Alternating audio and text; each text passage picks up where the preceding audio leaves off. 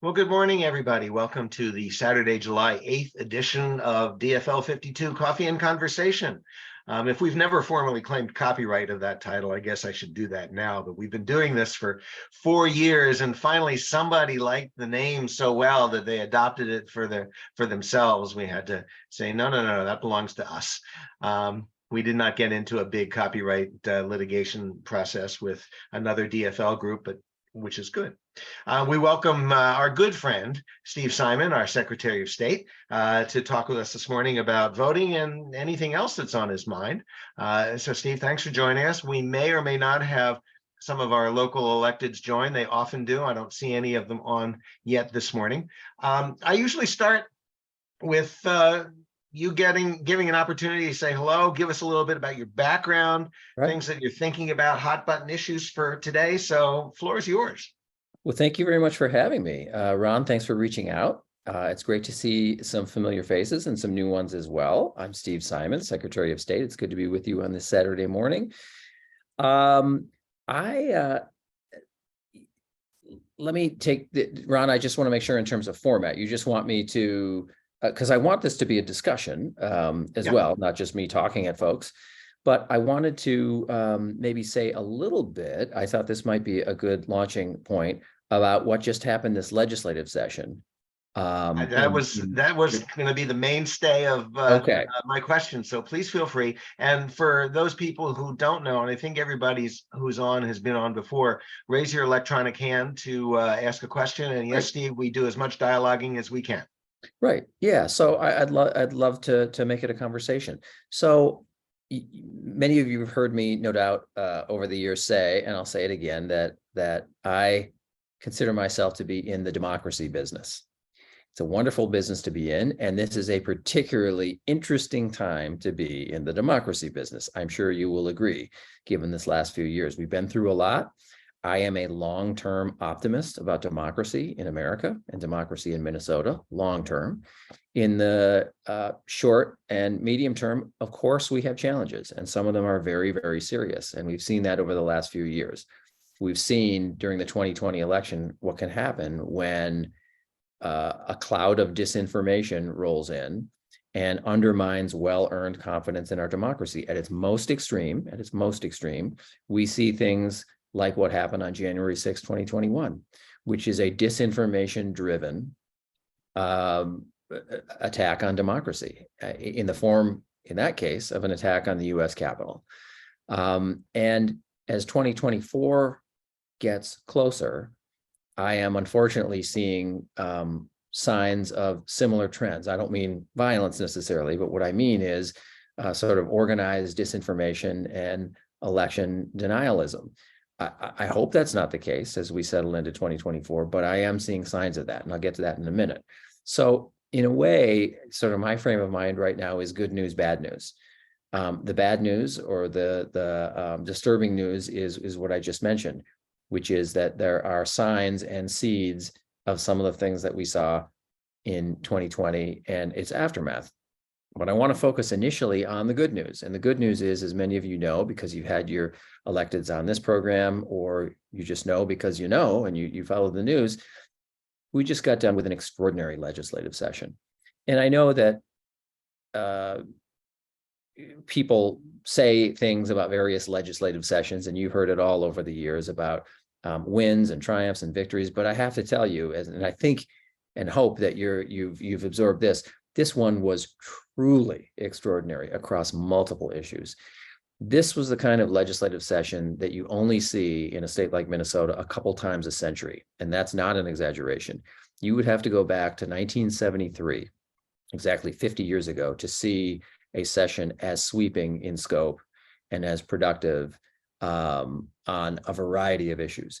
I, of course, will focus on the democracy issues, but others, I'm sure, have told you, and you've come to understand, whether it's on healthcare or education or transportation or reproductive freedom, on just a host of issues, just huge once-in-a-generation advancements.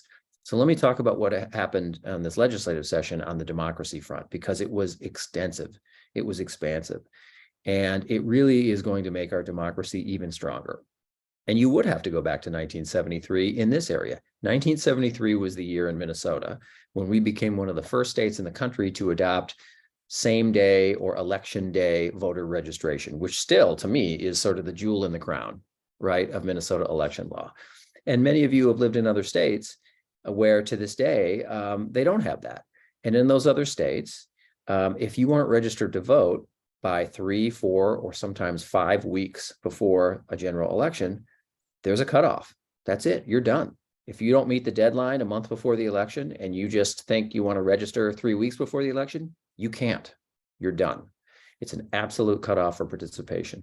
Not so in Minnesota, where since 1973, you can walk into your polling place on election day, either completely unregistered or in need of refreshing or changing your registration. Maybe you moved, maybe it's a name change, and you can do that right then and there. So 1973 was when we adopted that. And Now that you do have to be a resident of Minnesota for 30 days prior to the election. Is that the rule? That's right. Yeah. But you don't have to be in that particular address. Correct. I mean, you can move the day before if you're moving from one place in Minnesota to another. Okay. That's right. So that was a consequential session. But now I just wanted to set the table or set the stage for what just happened in 2023, 50 years later. And it was extraordinary. And I'll just give you a thumbnail sketch of some of the bigger pieces of things that so many of us, including I'm sure people on this call, have been working on for 10, 15 or more years. Before I was in this job, I was in the Minnesota House. So I served in the Minnesota House from 2004 to 2014, representing Hopkins and St. Louis Park, where I still live, where I'm coming to you from live right now. And so I was in there for 10 years and elected Secretary of State in 2014, reelected in 18, and just this last fall in 2022. So I'm serving my third term right now. And so I've been working on these things since I was in the legislature, starting in 2005 in many cases. So there was a lot of pent up demand for these things. And by the way, before I tick off a few of them and get your reaction, every one of these that I'm about to tick off are nonpartisan in origin and nonpartisan in effect. These are things that have been adopted by red states, blue states, purple states. There is no advantage for any particular political party. So we'll start with one that's gotten a lot of headlines, including one yesterday, actually, which is restoring the right to vote for Minnesotans who have left prison behind. We're talking about at least 55,000 people who got their right to vote back with the stroke of a pen when Governor Walz signed that bill into law. That is the largest. Take a small digression. I saw a picture of you with a gentleman who just had his right to vote restored. He was registering. Tell that story. Yeah. So, this is a human story. You, as so often happens, and you all know this, or you wouldn't be involved like you are. We can talk about numbers and statistics and charts and graphs, but when it comes down to individual human beings, it's just so much more compelling. And yesterday, I was part of an event where there was a voter registration drive of a special kind organized yesterday at 6 federal sites: the U.S. courthouse, federal courthouse in Minneapolis, the federal courthouse in St. Paul, the federal courthouse in Fergus Falls, a federal facility in Bemidji. This was the federal court system all over the state of Minnesota, Rochester, and I can't remember the 6th. So I went to the one, and we had a press event yesterday with the Commissioner of Corrections in Minneapolis. And the League of Women Voters had set up a table. The federal probation officer had advertised this so that people on federal probation could register to vote. And I happened to have a conversation with one gentleman. He said it was okay to use his name. His name is Mr. Rucker, and he lives in Fridley. And he registered to vote for the first time in his life. He's 50 years old. He has never voted before, never registered to vote before, and he was able yesterday to register to vote. So I spoke with him, as others did, reporters did. He just showed up at this event to register to vote. He was really happy to do it. It really meant a lot to him. He intends to vote in the 2024 presidential election. He was excited and eager to vote for the first time in his life. And this is a person who would otherwise have not had his right to vote restored for a number of years. And just to level set here, the rule that we did have before this law passed, was that you only got your right to vote back in Minnesota if your entire sentence was served, both the prison part and the non-prison part. So you get out of prison and you might have years or decades of supervision, of probation, in some cases parole, of supervised release, whatever it is. And in Minnesota, in particular, our sentences historically have been weighted towards the non-incarceration side. So you might have someone who's in prison for a couple of years, but on supervised release of some sort for decades. There was one woman in particular whose case was admittedly an extreme one, but it illustrates the point, I think. This is a person who in her 20s made a mistake, committed a drug crime, a drug possession crime, and was in prison for, I think, a couple years. She would not have been eligible to vote until she was in her 70s. In her 70s, she committed this crime in her late 20s. She was on for multiple decades of supervised release or probation. What sense does that make? That she wouldn't have had her right to vote back until her 70s, having committed a crime in her 20s. And so this is the impetus for what is a nationwide movement. North Dakota has already done this. Iowa is on its way to doing this, as is Florida, Kentucky, Nebraska. I mean, these are not, hotbed progressive states that I'm talking about, which is why I said that this is not a partisan issue. And so now the rule in Minnesota is a clean, bright line rule. If you're in prison, you can't vote. You forfeit that right. But the minute you step out of prison, you have it back. And the reasoning for that is a few things. Number one, if a judge or a jury, someone who knows a particular case, has heard the testimony, knows the fact, they, not us, they have made the determination that someone is good enough, safe enough, worthy enough to be out of prison among us, in the grocery store, in our workplaces, in our neighborhoods, they've made that decision, then that person ought to have a say in their own destiny, in who governs them and how. And if that isn't persuasive to folks, the other argument is that this isn't just some act of goodwill towards 55,000 people. This is good for all of us. This is in all of our self-interest. Why? Because there are multiple studies that show that if people are out of prison and they have a sense of ownership, they have a sense of investment in society, and they engage in pro-social behavior like voting, they are far less likely to be back in prison. They're far less likely to reoffend. They're far less likely to get off on the wrong track. So it's in all of our interests once somebody is released, and 98% of prisoners are released at some point. Isn't it in our interest to keep them on the right path? Now, as you said, this applies to felony convictions, not felony misdemeanor. convictions. Not Right. misdemeanor convictions. So Right. if you're in prison coincidentally for a misdemeanor conviction on or around election day, can you vote? Yes, because in most cases you're in a jail, not in a prison, in almost Okay. all cases. And yes, you can. Okay, and so the number I've seen described, and you mentioned it, was 55,000 people are affected At by least, yeah. this statute in Minnesota. How many of those folks do you think are going to register? So that is the challenge. And that's why we did an event like we did yesterday, and why we'll continue over the next roughly year and a half until November 2024, getting the word out. So much of the battle with a law like this is getting the word out. We got 55,000 people who, with the stroke of a pen, got their right to vote back, and they may or may not know it. So one clear path to doing that is getting to the probation system, to the county, state probation folks, and the federal probation folks, so that probation officers are communicating this information to the people that they're supervising, that you may still be on paper, as they call it, but you have the right to vote back. So we're going to do it again and again and again to make sure that folks understand that they have this right. And let me give you the cautionary tale of Washington State.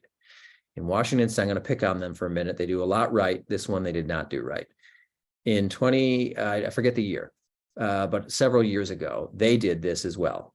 Now, their number was 24,000, less than half of what we have, but still, that's a substantial number of people, 24,000 people.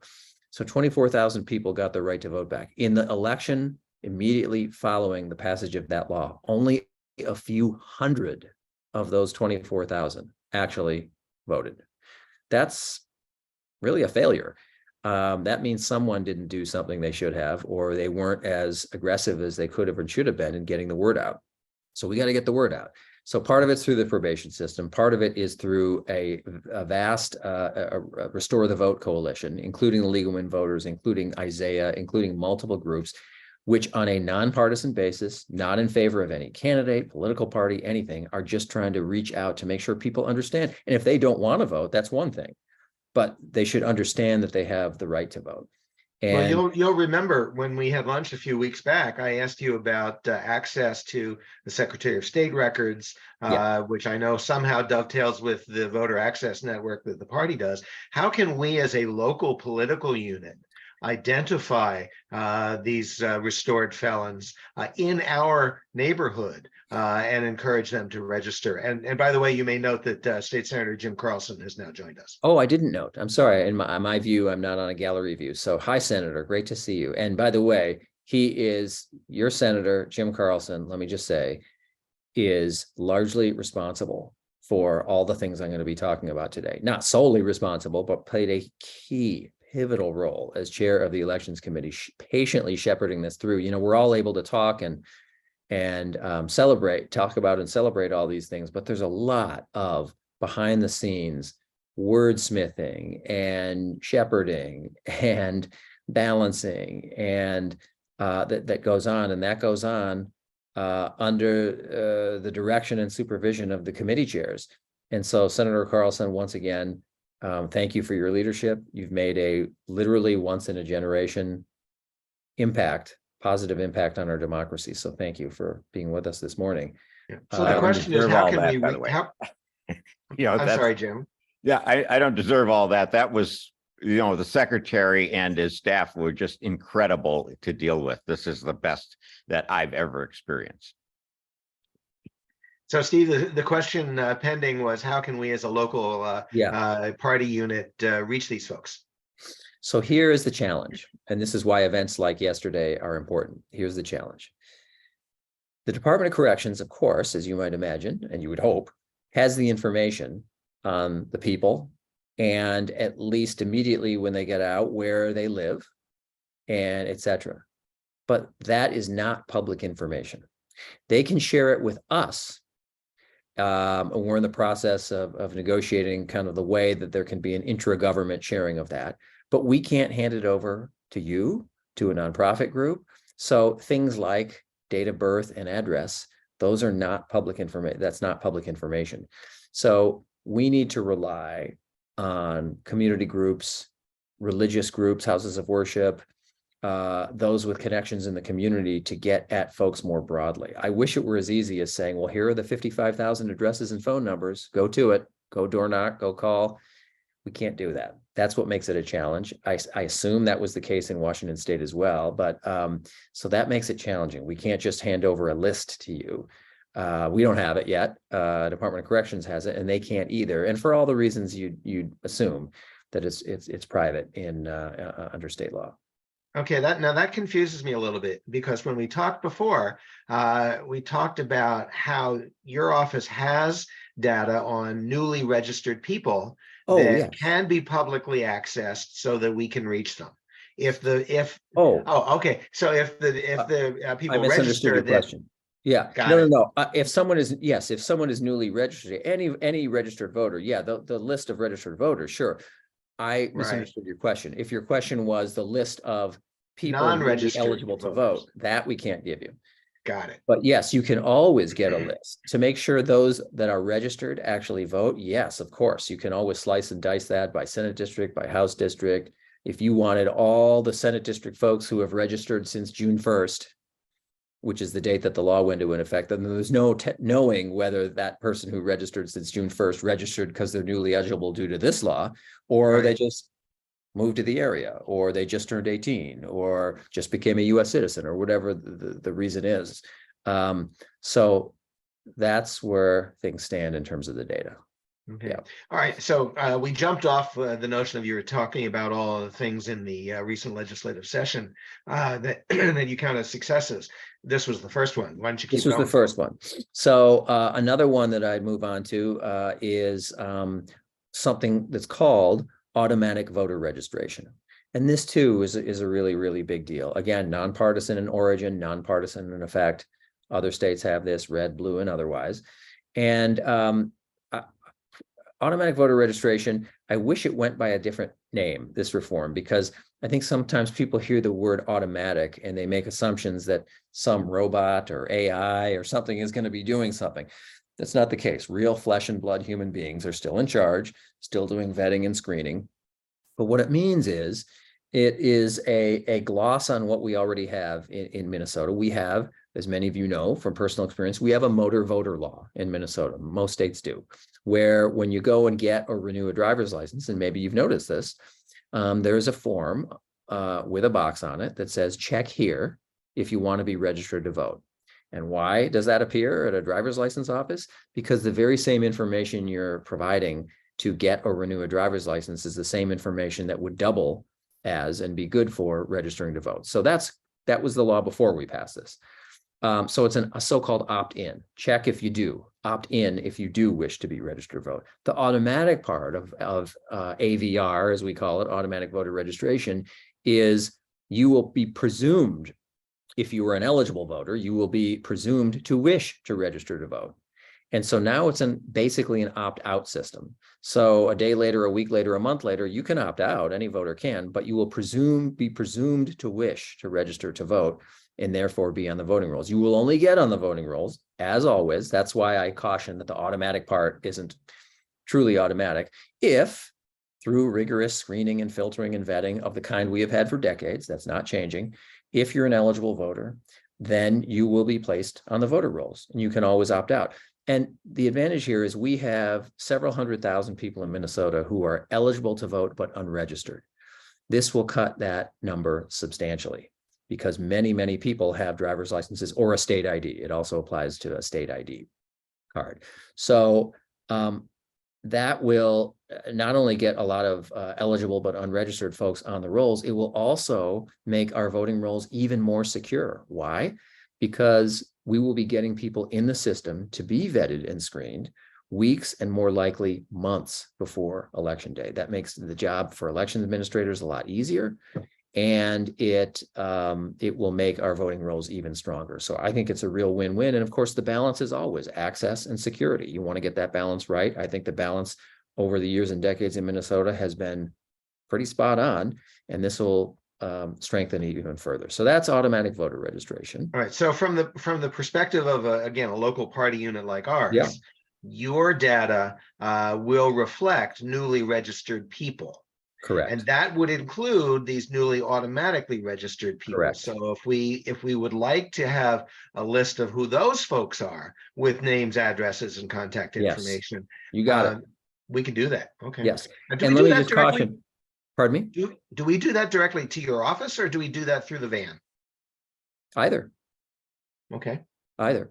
But as Senator Carlson knows, because this is a heavily negotiated position, people have asked, well, when does that go into effect? This is pretty unusual. The law was written so that rather than a date, August 1st, September 1st, it goes into effect when we in our office certify that we are system ready. So I can't give you an exact date, but in time for the 2024 election, I can say. So we're working with the Department of Public Safety and their data folks and system folks, and we expect in the next few months it'll be system ready. So I can't give you a date when that kicks in, but soon. But it'll be ready for the 24 election. Yes. Okay. For sure. Jim Carlson, you just posted a question in chat. Do you want to raise it? Yes, Mr. Secretary, in existing statute, there is a requirement that all agencies that work with the public are supposed to do their That's right. best to make sure that people are knowledgeable on their voting rights. Now, is the Department of Corrections specifically mentioning this to the people who are now granted their ability to vote and given registration information? Thank you, Mr. Chairman. I'm glad you said that. Yes, the answer is yes. They are, and other agencies are as well. That's true. Minnesota has a law on the books saying all state agencies must do some voter and democracy sort of education work. I mean, you may have even noticed if you've ever gone on the Department of Revenue website, for example, they have a little space or a link on their website about registering to vote. So that's one other prominent example. That's a good point. And the other one that I thought you just sort of reminded me about was, there are a lot of other possibilities for automatic voter registration, other encounters with government where this could be done other than just driver's license or state ID. And other states do that. For example, people who sign up for medical assistance, people who get a hunting or fishing license, et cetera, where you could have an opt-out. The strong advice that we got, as Senator Carlson, I'm sure, knows or remembers, the strong advice we got from other states who have done this and done it for a number of years is, don't bite off more than you can chew. Their strong, unanimous advice across the country was start with the big one, and it is by far the biggest, driver's licenses and state IDs. That's the big one. Do that first. And then in subsequent years, do medical assistance, hunting, fishing, et cetera, do the other ones. But take the by far the biggest one and do that one first. Don't do all of them at once. And so we didn't. So over the years, we'll be able to scale up and do those others. But this doing driver's licenses and state IDs is the massive one, no question. I mean, the others are much smaller pockets of people, but over time it could include other encounters with government for sure. So I'm easily confused and am again. If we have had a motor voter law for a while, Yep. What's new about the current statute? It's opt-in versus opt-out. On the motor voter law, the voter has to affirmatively check a box saying, yes, register me to vote. That's gone now.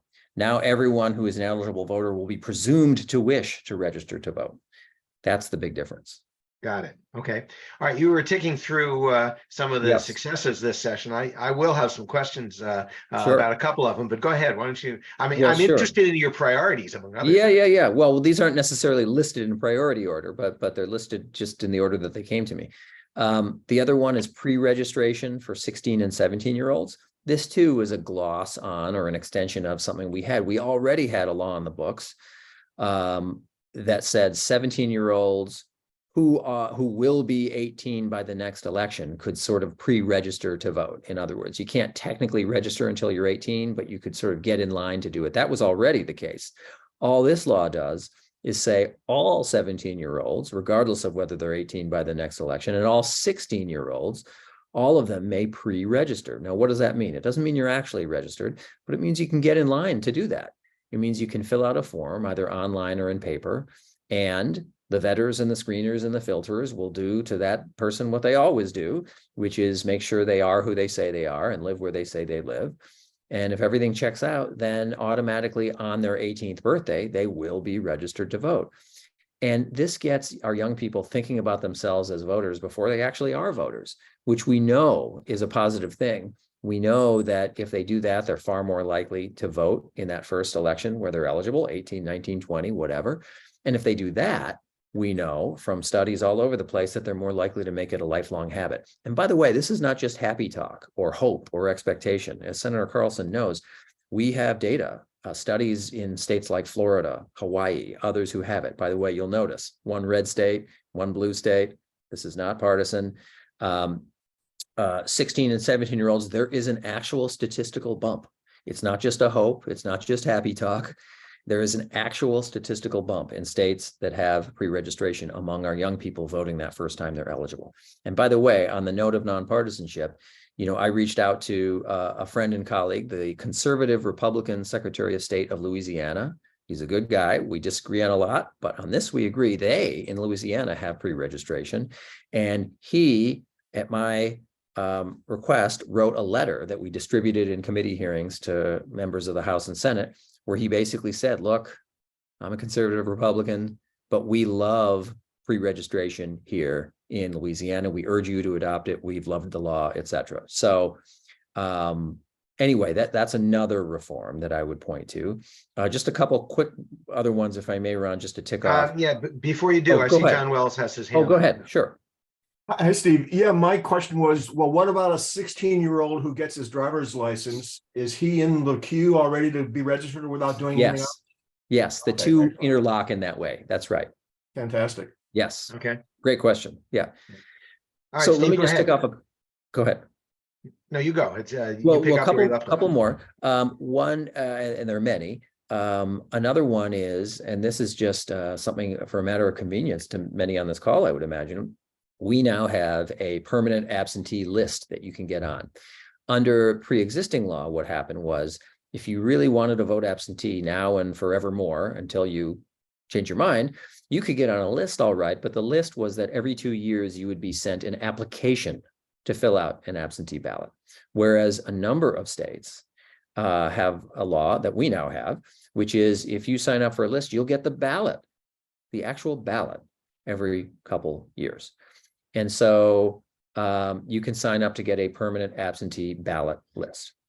What happens to people who change addresses though? Yeah, so we work with the post office then. So in some cases, it will follow the person. In other cases, the person can just re-sign again or will be advised to sign up again for the list. It depends on, there's some complicated postal issues there. But yeah, so basically speaking, the trend in Minnesota and elsewhere in the country is that more and more people every year are in essence saying, look, I don't want to be told that I can only vote on a given day at a given place during given hours. I want the freedom and flexibility of voting from my kitchen table or my couch. I want the ballot to come to me. The COVID election of 2020 was extraordinary in many ways. One way was that 58% of Minnesotans, 58, voted absentee. They didn't go to a polling place. Only 42% that year went to a traditional polling place on election day.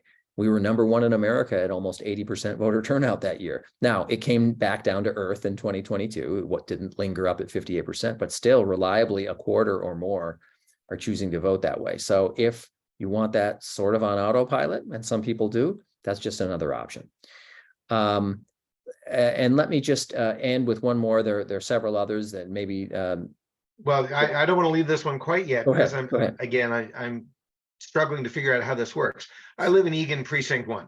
Yep. I get a ballot that is tailored to Eagan Precinct 1. If I have signed up for automatic absentee ballots, I will get a ballot for Eagan Precinct 1. Then let's say I move to Duluth and I put in a change of address and all my mail goes from my Eagan address up to my Duluth address. I will then get a ballot for Eagan Precinct 1, which is not relevant to where I'm living in you Duluth. Would not get it. Yes, thank you. You would never, ever get a ballot. That's always checked. You would never get a ballot for it. Your mailing address has to match your voting address. So if you have not yet registered or changed your if you've moved to Duluth and because you have 100 other things to do when you move, you just haven't yet gotten to, I better change my voter registration, then no, that would cease. You would not get that. There would be a record of you having moved, but you have not yet changed your voter registration to Duluth. So you wouldn't then. If, however, you went to Duluth and one of the first things on your list, sewer, water, utilities, cable, whatever, I better change my, I'm a Duluth resident now, I better change my voter registration. Then you will be on the list that you already signed up for years or months earlier in that new address, because the two match now, the mailing address and the registration. All right. I see a little bit of a conversation going on in chat that I haven't been able to follow. I know, Simon, you were on it. Lisa Rogers, you were on it. What's the question you guys are raising? Hi, Ron. I was just wondering when we would be able to sign up for automatic absentee ballots. And then would we just do that from the Secretary of State website? Yes. Yes, you can do it from the Secretary of State website, and that will be available. That's not yet available. It will be available in 2024. Okay. All right. Thank you. Yep. Steve, you want to continue on? Yeah, another one that is less voter centered, but I think really important nonetheless, is protections for our election workers, both people who serve as election judges on that day and the folks who administer elections year-round in county or city offices, to step up some protections for them. And, I want to make clear, there has been an uptick since 2020 in threats and harassment and intimidation against people who operate our elections, either temporarily or permanently. Minnesota has not been immune by that. There are isolated incidents, but disturbing incidents in Minnesota. I want to make clear, our polling places are still very safe. I urge everyone who wants to be an election judge to be one. We always need 30,000 people, 30,000. That's a small army. every election to sign up and do that job. It is a paid gig, as many of you know. It's not a volunteer opportunity. It is paid. It requires only 2 hours of training. It's a wonderful glimpse into our democracy. I really urge you to do it. So I don't want to dissuade anyone by suggesting that it's some sort of hazard to do this work. But we do have isolated incidents. And let me describe to you, just so you think this isn't theoretical, incidents that have been told to me in person by folks around the state. And these aren't so much polling place issues. These are geared towards or directed at people who are the full-time elections administrators. One head of elections in a county told me that a member of her staff was followed to her car after hours in a parking lot by someone who was very upset about an election-related issue. I think it's every citizen's right, of course, under the First Amendment, and we should always nurture and protect that, to be angry at government, to sort of shake a fist in the air, to loudly express themselves, to swear even, that's okay. No one's looking to chill that. But I think we can all agree that there's a line that's crossed between speech and conduct that might threaten or intimidate someone when someone is followed to her car after hours in a parking lot and sort of harangued by someone who's mad about something, about any issue. It could be a sewer issue or it could be a voting issue, whatever the issue is. So that's one example. Another example was a person who told me that this was a head of elections in a county in Minnesota that I won't name, that she herself was the subject of multiple harassing phone calls on her home phone over the weekend by someone who was mad and upset about an election-related issue. Again, no problem with someone coming to a government office and telling someone they suck, me or anyone else. I would absolutely stand up for that right now and always and forever. But I think we can agree a certain line is crossed when you do something like that. And then finally, we can all agree on this one. This is the head of an elections in yet a third county who was herself physically accosted. Someone lunged at her over a counter who was angry and upset about a particular election issue. She had to call the sheriff's office, which fortunately was in that building, in that county building, so they didn't have to travel very far, and he had to be escorted out of the building. So the idea is some enhanced penalties here for people who target folks in an election, because this is about interference with a process. It's not about speech. It's about conduct, actual conduct that veers from merely expressing a viewpoint, however loudly or in whatever salty language, and gets into threats or harassment or intimidation.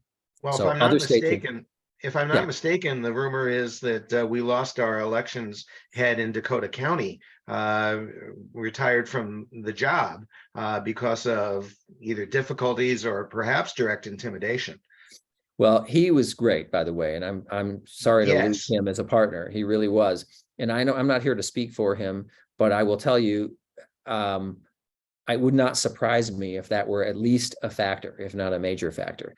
He was subjected to all sorts of, I would say, aggressive tactics.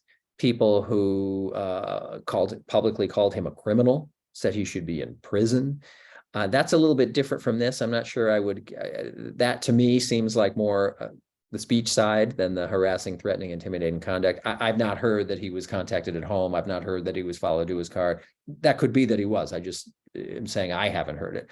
Yeah, and I don't know that. I don't know that, but it is true that there was sort of a campaign, seemingly, at least from where I sit, to discredit him by people who had a political agenda around elections, and that's really unfortunate. So those are some of the things this session. I haven't ticked them all off, Mr. Chair. I'm sure there are others that you and I could talk about, but those are some of the big ones, I think. Oh, I could talk about, believe me, I could talk for hours about this passion project. We also passed something that I had authored as a legislator called National Popular Vote. It's a fascinating topic. Yes. So we can get into that as well. I want to talk about what you want to talk about, though. So let's have a conversation. Sure. Well, the ones that I noticed, just following up on the intimidation piece, not only was there protection, or is there protection for poll workers, but there's protection against intimidation of voters. Yes, You know, in some states, you're not allowed to hand out water right. or things like that. What were the items passed to protect voters? There was enhanced authority for local law enforcement and the Attorney General's office to enforce the law against interfering with someone's right to vote. That's one aspect of it. And the other aspect of it was an anti-disinformation prong. So if someone says something, and I want to be really clear here, because it ought to be under our First Amendment, a high bar, and it is a high bar in this law, I think. And I know Chair Carlson and his staff were involved a lot in making sure that we were on the right side here and making sure this was narrowly tailored. So if someone says something about an elections related matter that they know to be false, that's important.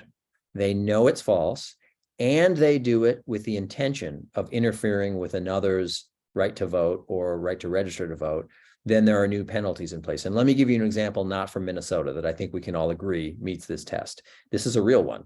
Several years ago in Milwaukee, and we know Wisconsin is now a key swing state.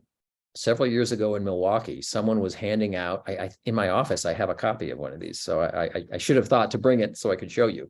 It's real. They were handing out leaflets in certain neighborhoods in Milwaukee that said, hey, everyone, as you know, the election is next week. Tuesday is for people whose last names are A through L. And then Wednesday, you can vote if you're M through Z. Now, obviously, that's false. Certainly, the person who was distributing that knew that to be false. And certainly the person or people distributing that knew that that would or intended to interfere with the voting rights of those whose last names was M through Z, hoping, scheming, wishing that they would show up on Wednesday, when of course we all know there is no voting on Wednesday. That's a pretty clear example of the kind of thing under this new law that would now also be unlawful in Minnesota.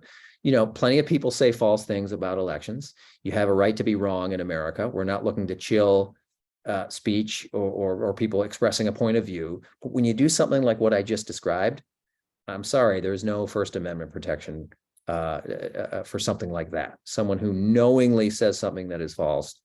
Also with the, so it's two things have to be true. They know it's false, and they're doing that knowingly false thing with the intention of interfering with someone's right to vote. So we have caught up with some other states who have passed a law like that. Okay, Curtis, you have your hand up. Yeah.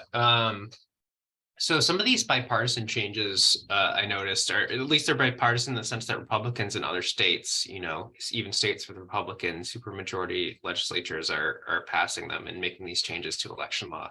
I noticed some of them are being challenged in lawsuits. So I'm wondering, what's the disconnect? Why do Republicans in other states support this stuff? And then in Minnesota, these groups come out of the woodwork and challenge these laws in court. Well, there's one law so far that I know of the ones that I just talked about. This is the restoration of rights to people who have left prison behind that has been challenged. Just last week, we were sued. So I've got to be a little, I hope you can understand, I can't say a lot publicly about that, the merits of the lawsuit. So because I and we are a defendant. But generally speaking, you know, it's tough. I'm not as good a spokesperson for them as they are for themselves. I think, though, unfortunately, over the last few years, this has become unnecessarily polarized. The idea that if party X is for it, then party Y feels it has to be against it. Sometimes you see that phenomenon in the legislature generally, and Senator Carlson could, I'm sure, tell us a number of stories on a number of issues, not just elections, where that's the case. I think that's unfortunate. But the bottom line is, none of the things we've talked about here, none of them have an advantage for a particular political party. My colleague in Louisiana, like I said, is an enthusiastic supporter of pre-registration for high school students. He is a very conservative Republican. I most certainly am not. But we could agree on this. And so, and that's the reason why I wanted that letter circulated, is just so people understand it's not just me or others saying that something is truly nonpartisan. Here's some pretty good evidence that a conservative Republican Secretary of State from a pretty conservative place says this is a wonderful law that has suited them really well, and he urges its adoption everywhere. So I'm not sure. The bottom line is there are probably a lot of factors at play. Well, is there a second lawsuit that relates to funding provided by foreign entities? Yes, that was a campaign finance provision, and our office is less involved in those. And Senator Carlson probably has a much better vantage point than I do. But as I understand it, in the campaign finance reform piece that was passed, one of them was that there has to be just reporting. If an entity is, well, Senator Carlson, am I right about that? If an entity is 1% or more owned by foreign sources, some new reporting requirements kick in, as I understand it, and the Chamber of Commerce and others have sued over that, but we're not a defendant in that lawsuit. I think it was 5% total ownership or foreign ownership, or 1% by a single individual. That's right. Thank you. That's right. So Ron, you're right. There have been lawsuits and there have been other lawsuits in other areas over the last. The Star Tribune just did an article a couple of days ago about how there have been several lawsuits emanating from new laws passed this session, not just in the democracy space. So there are good Right. 4, 5, 6 I think of them. I think that's the article that I was looking at. The other one in items that were passed, I think maybe a campaign finance issue, and that is the funding and by and advocacy by political action committees. Right. That's not something that your office addresses. No, it's not. Okay. John Wells, you have your hand up. I do. Just yesterday, I was out driving in Egan, and I've got on my Prius bumper stickers with Tim Walz, Angie Craig, and Joe Biden. And somebody roared up behind me, tailgated me, and as I was turning left onto Pilot Knob, tried to pass me on the inside and then pass me on the outside, went fairly close to me and gave me the bird with his hand plastered against the passenger's hand plastered against his window in a very, very angry way. I'm assuming because of my bumper stickers. So we're seeing hate for, we all can guess the reasons, but I'm just wondering how, Steve, you think that's going to change in the next year and a half as we really enter the political process, and as Donald Trump becomes a defendant in court? I can just see a lot of really dangerous things going to hell in all this, and I don't know. I mean, I don't know whether there's extra penalties for that. I mean, nobody's going to catch most of the people doing that kind of stuff, but it's I'm a voter as witnessed by my bumper stickers, and so there's now extra road hazards because of that. My wife wants me to remove them from my car, so that's just another little thing that we need to think about, I guess. I don't know if there's any way of commenting on that. Well, other than to say, I'm sorry you had to deal with that. I'm sorry for anyone who faces that kind of harassment and really potential danger. You're talking about people at high speeds putting themselves and others at hazard, I guess. But the overall issue is toxicity in our politics, I would say. And I'm afraid that as 2024 approaches, as interest heightens, as we get into the intense presidential period, particularly with certain personalities involved, as you mentioned, I think we're going to see more of that.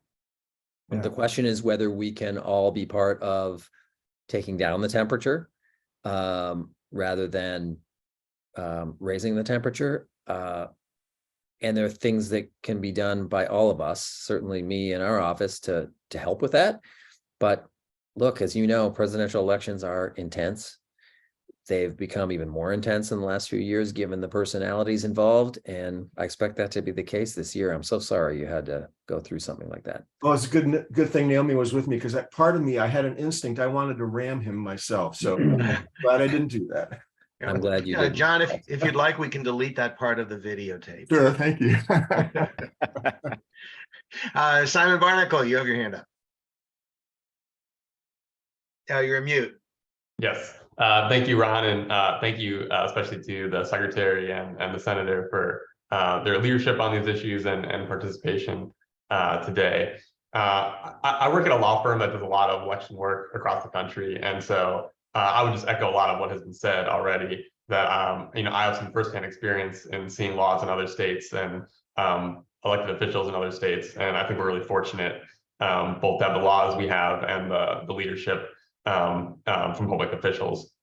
I'm curious, obviously a tremendous amount was done this past legislative session, automatic voter registration, the pre-registration, restoration of voting rights, really important and good stuff. I'm curious if either the secretary or the senator have things that did not get done or things that are sort of still on the wish list, perhaps for the next session or just in years to come. Because I think obviously Minnesota is a leader in many respects, but we're never perfect and there's always more work to be done. I'm just curious if there are things that you guys are thinking about.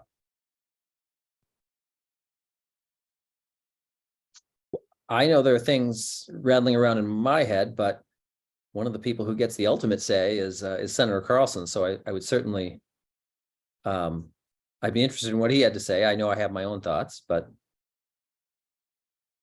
Yes, Mr. Secretary is providing us with a lot of thinking. We have some, we actually have a task force I need to talk to the secretary about because I'm on it. And this is an examination of how the voting system, and we actually were prohibited by agreement within our caucus to not specifically talk about ranked choice voting, but that's what it's all about, is to find out how the communities that are in St. Paul and Minneapolis are viewing ranked choice voting, because some people are not in favor of it from those communities. And so we want to find out just what is the issue, because we want people to realize that this is a good thing and to welcome it and to help us promote it as well. So that's one thing that we want to do. There's something called the local option, which would allow, if the legislature would act on it, would allow the any municipality or voting district to be able to accept ranked choice voting. And you may, I'm not sure if I had problems getting hooked on here, but there is an issue with how we count votes and how we can make ranked choice voting work in an environment where not every municipality accepts ranked choice voting. For instance, if you have a city that does it and a school district that doesn't like it, or a county that doesn't like it, you have borders that you may have to have a different ballot that in those different locations. So that's where we do need to work on to make it so that we can have some kind of across the state policy on how to do ranked choice. So there's that's probably one of the biggest ones. And if from my perspective, I want to make sure also that we have the protections we need in the precincts from outside interference. There are still people that think that the Veritas people are a good provider of the pulse of voting across the nation. We had, by the way, Mr. Secretary, we had our Fun Fest this last earlier this week, and we did have one person that came up and was obviously an election denier, and wanted to pick a fight at first, and was telling us how our attorney general is corrupt and all of that sort of thing. And so there's a lot of people that we still need to reach. And I did put something in the chat. I'm not sure if it does work for you, but it's a YouTube video that I posted on my private list. And what that does is that says that's the video of a senator saying that they did door knock a location in that person's district where he said there were 10 people that were registered to vote at that address and voted at that address. But when he door knocked, the two people that live there and have lived there for many years had no idea who those fake names were. Now, I think it was made up, but I'd like to be able to track that down and find out how we can avoid having anyone that is not either is not registered at that, duly registered at that location to be discovered. In this case, that person won with 75% of the vote. So it's a 1 in 4 chance that they're Democrat, 3 in 4 that they're actually a Republican and voted for him. So we need to have that kind of ease of figuring out just whether this actually has happened or not, because he claims it did happen. Same thing with a dead person in another door knock. So that's something that I would like to do. And, you know, we did do a small thing that relates to me. And that is, some of you know that we had a person that was pretty aggressive with their statements in voting and wanted to use ballots before he was forced to use bullets. And in his, and this is more related to campaign finance, in his campaign finance report, he reported that he bought body armor with his campaign funds. And so we changed the law just slightly to require those to be detection systems or detection expenses. And he did make the mistake of using his public finance money to buy body armor, which is not allowed. Now, we have not filed a complaint yet, but and that will actually, it's not a big deal. You know, you spent $1,200 on it, but it's one of those things where you cannot spend state money on what's called non-campaign expenses. And that would be a non-campaign expense. And that's real clear that he would have to refund that to the state if he if the campaign finance board found for that complaint. So we haven't done that yet. I don't know if we're going to, but little things like that that we want to make sure that we clarify. Steve, any comments? Let me just, before we get to the next comment or question, a couple of things broadly. We've already been talking in our office about the 2024 legislative session. And let me just talk about a couple very broad themes. One would be doing, building upon what we already did this session. We haven't discussed it, but we did make some strides in terms of tribal voting rights and our 11 federally recognized Native American sovereign governments, and making sure that we're easing some of the burdens that exist right now. So building on that and doing more there. And then the other one is redistricting reform, which has been kicking around in multiple versions, in multiple bills, one of which I used to carry when I was in the legislature. But I sense that there's an appetite in 2024, perhaps, but the chairman is a better judge than I, but that there might be an appetite to revisit that issue as well, particularly now that we just got down. This is the best time to do it. As I'm sure Mr. Barnacle knows, you know, it's not as fraught when you're right up against redistricting in a year ending 0 or a year ending 1. It tends to be very passionate. It can tend to be very partisan. Now we have a longer runway until the next redistricting. We can sort of sit back and really think about this without gaming who's going to be in charge or who's going to fill this seat or that seat. We can really make some decisions now with the benefit of a lot of time to think about it in terms of what we want the 2030, 2031 redistricting to look like. So that's another potential topic for discussion. Okay, we're starting to run out of time. I want to get Lisa Rogers. She's had her hand up for a little while. Mr. Secretary, you did kind of tease about a popular vote initiative. I would like to hear more about that. All right, I'm cracking my knuckles here. I'll try to keep this short. This is a passionate, for me, a personal passion project. So it's a good issue. It's a good across the issue. finish line. I'll give you the short version. So I'll speak only for myself. I'm really, here's the bottom line. It is very important, I think, for a country like the United States in the modern era, the world's premier democracy still. It is imperative to me going forward that for the most powerful job, not only in the country, but in the world, that person be the person who got the most votes, period. That's it. That's the first principle. And I would say that whether that advantaged a Republican or a Democrat. This isn't about avenging a loss of a particular election. We know that twice, 6 times in American history, but twice in the last 23 years, we've had the result where the second place vote getter is elected president of the United States. And I would say this regardless of party, regardless of candidate, it is really, really important going forward, that not happen. And by the way, let me just say, Donald Trump was legitimately elected president of the United States in 2016. This isn't about avenging any sort of loss. He won by the rules then in place, which is if you get 270 electoral votes, it doesn't matter if you're second or third or fourth place in the popular vote, you win. And he won under those rules. He won fairly under those rules. I want to say that. But going forward, it's important that we not have a repeat of that. I don't care who the person is. And there's a way to do that without getting rid of the Electoral College. You can keep the Electoral College and still obtain that result. And that is through something called the National Popular Vote Interstate Compact. I know that's a mouthful, but let's zoom out for a minute. What is the Electoral College, right? I mean, we all know, but let's just repeat it for ourselves. It's a fancy title for what is a point system in the Constitution. And the framers of the Constitution basically said, all right, states, you're going to have these points. We're going to call it by this fancy title, the Electoral College, but it's a point system. The bigger you are by population, the more points. The smaller you are, the fewer points, but you get these points.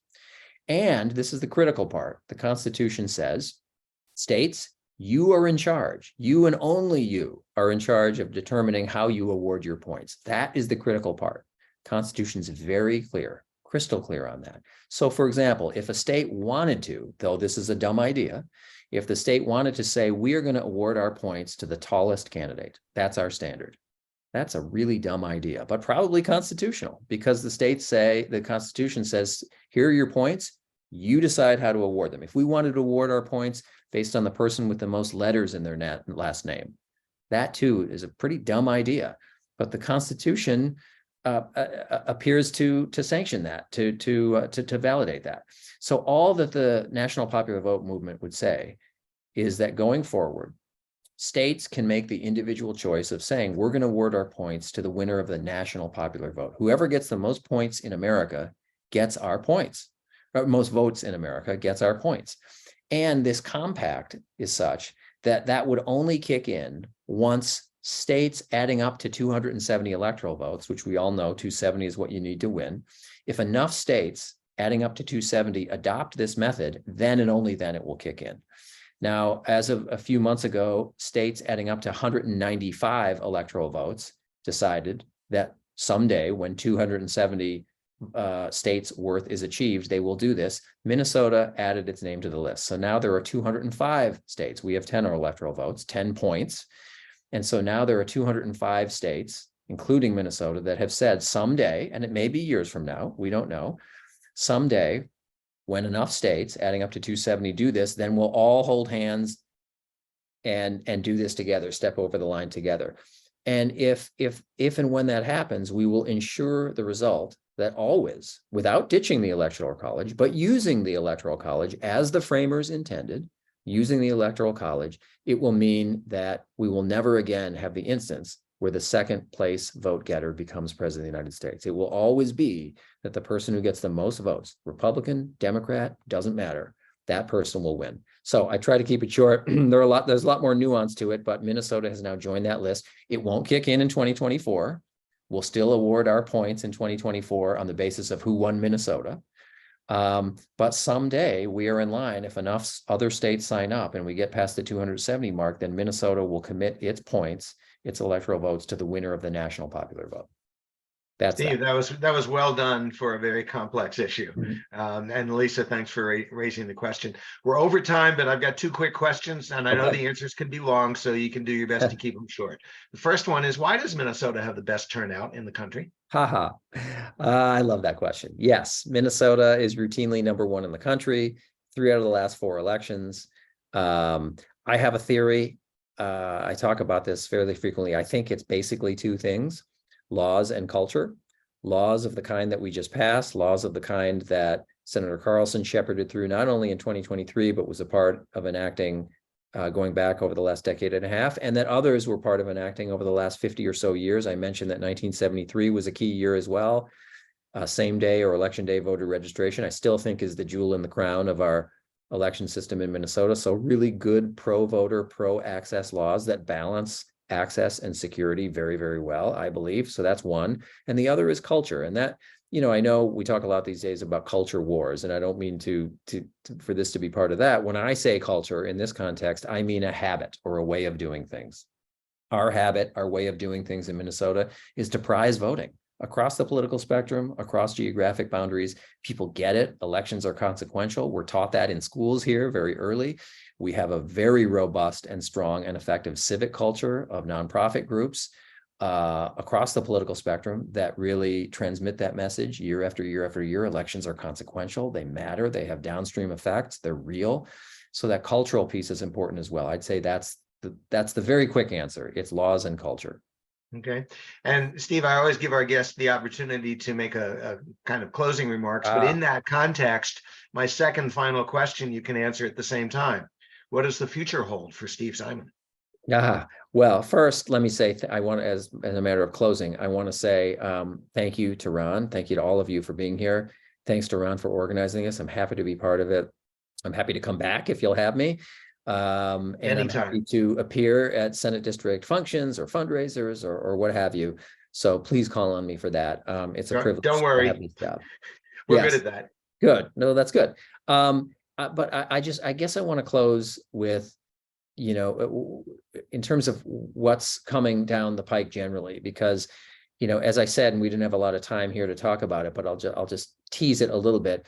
I am concerned in the short and medium term for our democracy. As I said at the beginning, I am an absolute long-term optimist. I am betting I'm betting on America. I really am in terms of our democracy.